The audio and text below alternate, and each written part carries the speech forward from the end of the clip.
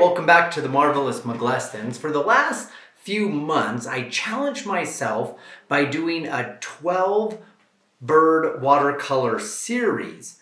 Now, what I learned is 6 big lessons from doing a watercolor series that I want to share with you. So let's jump into number 1. Number 1 is small paintings don't equal small amount of time. When I started, I thought, little birds, quick painting, I'm going to knock these out before lunch. No, I did not. Those little feathers, tiny shadows, tiny beaks, they all demanded big accuracy. Because in small paintings, there's no extra space to disguise or hide poorly drawn wings or a muddy wash.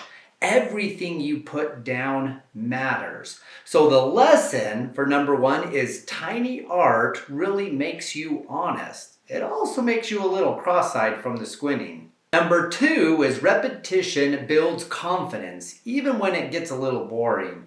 By bird number 3, I thought, wow, I'm improving. By bird number 7, I was questioning my life choices. By number 10, I was like, oh, okay, fine, wings, basic triangles with attitude. But somewhere in the middle of that repetition, something clicked. My hand started finding lines quicker. My mixing got more intuitive. I spent less time thinking and more time doing. Repetition isn't necessarily glamorous, but it's how a brain moves from the question, what am I doing, to, oh, I know exactly what I'm going to do next. Number 3 is watercolor rewards the patient and it humiliates the hurried. Watercolor is basically the universe saying, you can't rush me. Every time I tried to hurry a layer or just get the shadow in, watercolor kind of punished me with blooms, backruns, and kind of a muddy outcome that I didn't like. But when I slowed down, magic. Crystal clear washes, soft blends, feathers that actually looked like feathers. So painting 12 birds focused me on developing a rhythm, which was paint, pause, breathe, paint again. Turns out watercolor is more of a collaboration and not really a contest.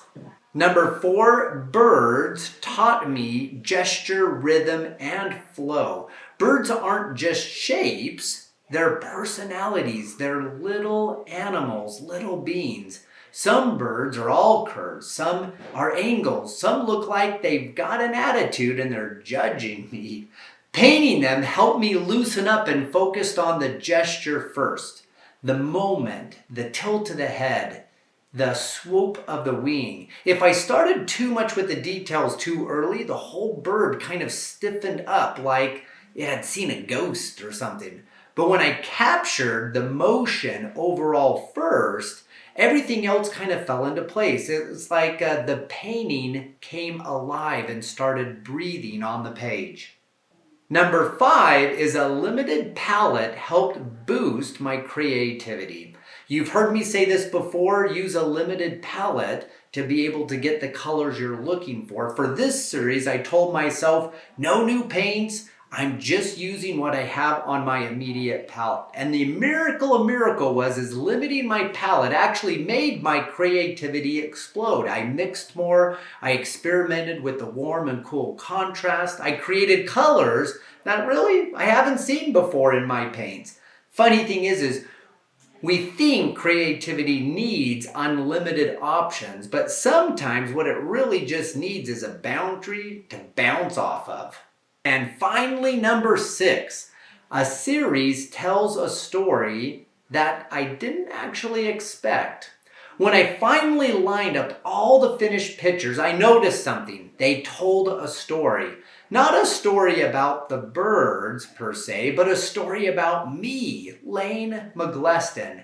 I could see the days where I felt brave. I could see the days where I kind of played it safe. I could see the days where I experimented with the different birds and with looseness.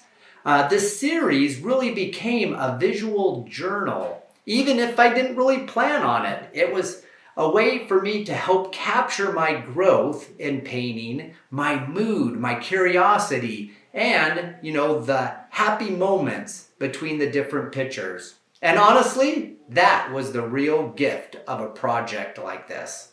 So those are 6 lessons I learned from painting a 12 bird series. If you've been looking to jump and start your creativity path and start painting, take this as your sign.